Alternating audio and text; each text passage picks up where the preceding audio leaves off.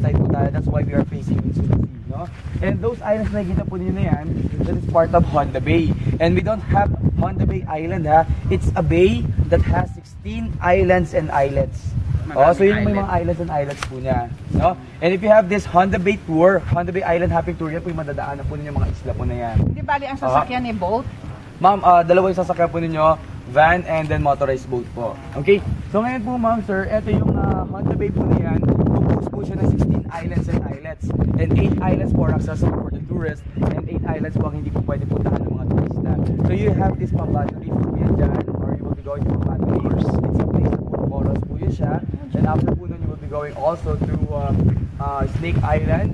So after po nun, you will be going also to Pandan Island. So you will enjoy it po ma'am because the activity po is swimming, snorkeling, and fish feeding. Yeah, so for tomorrow po ma'am, nothing to worry ha. Even you don't know how to swim, you should try and experience this because ma'am, sir, ang gagawin po ninyo swimming, di ba? The boatman will assist you also, and also your tourist guide will assist you for tomorrow. And I hope po maging guide po ninyo for tomorrow so that I could assist you also sa water.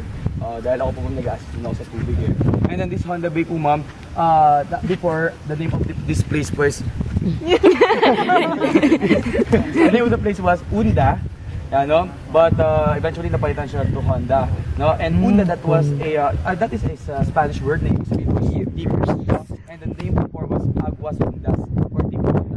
So ngayon po ma'am sir, ang area po most especially in Snake Island, shallow part, no? Then after 5 meters walk po ninyo, sudden deep po siya, biglang lalim, no? That's why they call it before as Undas Undas Aguas po, no? Deep water. Okay? So for tomorrow po matadaanan po itong Cowrie Island. Ito yung nasukwan po natin na yan. That is Cowrie Island. They call it Cowrie Island because there are a lot of cowrie shells dyan. No? You know what is cowrie shell? Ano po yun, ma'am? Cow. Ayan. Ang cowrie shells po, ma'am, do you know yung shell na nila sa suka? Oh, that's the cowrie shell. There are a lot of cowrie shells there.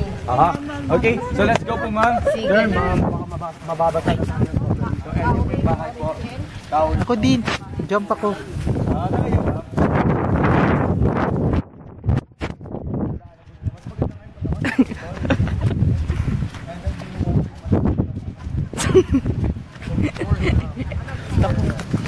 Talaga